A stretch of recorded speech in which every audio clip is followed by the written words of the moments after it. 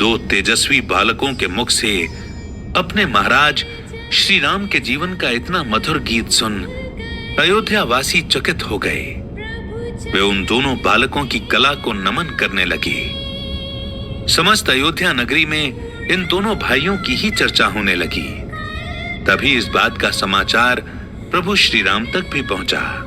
उन्होंने दोनों बालकों को अपने राज दरबार में आने का निमंत्रण भिजवाया।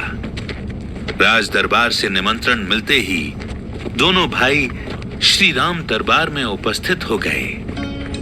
उस दिन दरबार में कई बड़े संगीतकार, विद्वान ब्राह्मण, राजा महाराजा गण व अन्य कई आगंतुक भी उपस्थित थे। सभी ज्ञानी जनों की उपस्थिति में लव कुश दोनों भाइयों ने अपनी वीणा व ढोलक को साधते हुए अपने गीतों का गायन आरंभ किया। दोनों भाइयों ने अपनी संगीत की साधना का प्रदर्शन करते हुए राम दरबार में उपस्थित हर एक जन का मन मोह लिया। बड़े बड़े संगीतकार भी दोनों बालकों का गायन सुन चकित रह गए। महाराज श्री राम तो मानो मंत्र मुग्ध हो आंखें बंद कर दोनों का गायन सुनने लगे। तभी दोनों बालकों ने महर्षि वाल्मीकि जी द्वारा रचित रामायण के श्लोकों को गीत रूप में गाना शुरू किया। रामायण का गायन शुरू होते ही श्री राम दरबार में उपस्थित हर एक जन चकित रह गया। इतनी कम उम्र के बालकों द्वारा संस्कृत के इतने कठिन श्लोकों को गीत रूप में गाना सभी को बड़ा आश्चर्यचकित कर गया। महाराज श्री राम भी अपने स्वयं के जीवन का वर्णन सुनकर अचंभित थे। उन्होंने दोनों बालकों से पूछा, हे सुकुमारों, तुम दोनों ने संगीत की बहुत साधना की है। तुम दोनों की कला ने यहां उपस्थित हर एक जन का मन मोह लिया है। लेकिन तुम दोनों ने अभी जिस महाकाव्य का गायन शुरू किया वो तुम्हें किसने सिखाया? इसके बारे में मुझे बताओ। प्रभु श्री राम के पूछने पर कुश ने कहा, महाराज, इस महाकाव्य के रचयिता हमारे गुरुदेव वाल्मीकि हैं। इस महाकाव्य में 24,000 श्लोक हैं। गुरुदेव वाल्मीकि जी ने आरंभ से अंत तक 500 सर्गों व 6 कांडों में इसका उल्लेख किया है। इसके अलावा उत्तर कांड की भी रचना उन्होंने की है। महाराज, यदि आप अपने नित्य प्रतिदिन के कार्यों से थोड़ा समय हमें दें तो हम दोनों आपको प्रतिदिन यहाँ आकर संपूर्ण रामायण का पाठ गाकर सुनाएंगे। प्रभु श्री राम को दोनों बालकों का निवेदन और गायन अच्छा लगा। उन्होंने कुश का ये प्रस्ताव स्वीकार कर लिया। अब दोनों भाई नित्य राम दरबार में आते और रामायण के कुछ सर्गों का गायन करते। प्रभु श्री राम व राज दरबार के सभी जन भी इस गायन को बड़ी तन्मयता से सुनते थे। इस प्रकार रामायण का गायन करते हुए दोनों भाई उस भाग तक आ पहुंचे जहां उन दोनों अर्थात माता सीता के पुत्रों का जन्म होता है। लव कुश द्वारा इस भाग का गायन करते ही राज दरबार में उपस्थित सभी लोग अचंभित रह गए। प्रभु श्री राम भी ये सुनते ही चकित रह गए कि ये दोनों उन्हीं के बालक हैं। एकाएक राज दरबार में शांति छा गई। प्रभु श्री राम भी बड़े असमंजस में पड़ गए। एक ओर तो उनके सामने उनकी प्यारी संतानें खड़ी थीं, तो वहीं दूसरी ओर राज दरबार के समस्त मंत्री व अयोध्या की प्रजा थी। उनके सामने बड़ा धर्म संकट आ गया था। अपनी संतानों को गले न लगा सकने के कारण प्रभु श्री राम मन ही मन दुखी भी थे।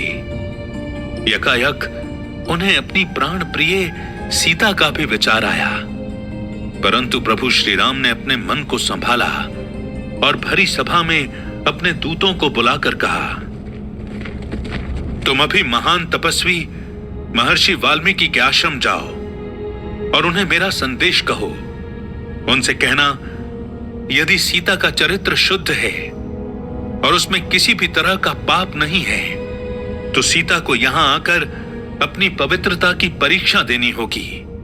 जनक नंदिनी को यहां आकर मुझ पर लगा कलंक दूर करना होगा। महाराज श्री राम के मुख से ये वचन सुनते ही सभा में हलचल मच गई। हर कोई महाराज के इस निर्णय के बारे में बात कर रहा था। इधर राजदूतों ने महर्षि वाल्मीकि को श्री राम का संदेश कह सुनाया। उसे सुनते ही महर्षि वाल्मीकि ने कहा, तुम सभी का कल्याण हो। महाराज से कहना ऐसा ही होगा। सीता अवश्य ही राज दरबार में आकर अपनी पवित्रता का प्रमाण देगी। राजदूत बड़ी ही तेज गति से महर्षि वाल्मीकि का संदेश लेकर राज दरबार पहुंचे और महाराज श्री राम को मुनि का संदेश कह सुनाया। समस्त अयोध्या नगरी में यह बात फैल गई। हर कोई महाराज श्री राम के इस निर्णय को साहसिक मान उनकी जय जयकार करने लगा। अगले दिन अयोध्या नगरी की समस्त प्रजा यज्ञशाला के पास एकत्रित हो गई। हर कोई मां सीता की पवित्रता का प्रमाण देखना चाहता था। यज्ञशाला में गुरु वशिष्ठ, विश्वामित्र एवं मुनि अगस्त्य सहित कई ऋषि मुनि व राजा महाराजा भी उपस्थित थे। कुछ देर बाद महर्षि वाल्मीकि यज्ञशाला में पधारे। उनके पीछे माता सीता तपस्विनी के कपड़े पहने, आंखों में आंसू लिए, दोनों हाथ जोड़े चली आ रही थी। वहां उपस्थित हर एक जन माता सीता को देख नतमस्तक हो गए। अपनी प्राण प्रिय सीता को इस अवस्था में देख प्रभु श्री राम का हृदय भी व्याकुलता से भर गया, लेकिन लोकलाज के भय से वे कुछ न कर सके। तभी महर्षि वाल्मीकि ने कहा, हे दशरथ नंदन राम, ये आपकी पत्नी सीता है, जिसे आपने लोकलाज के डर से मेरे आश्रम के पास असहाय हाल में छोड़ दिया था। मैंने अपनी दिव्य दृष्टि से जान लिया था कि सीता का भाव व आचरण पवित्र है, इसीलिए ये मेरे आश्रम में प्रवेश पा सकी। मैंने ये भी जान लिया था कि आपको सीता अपने प्राणों से भी प्यारी है, और आप भी ये जानते हैं कि सीता सर्वथा पवित्र है, लेकिन केवल अपनी प्रजा के मन की संतुष्टि और लोकलाज के डर से आपने इसका त्याग कर दिया।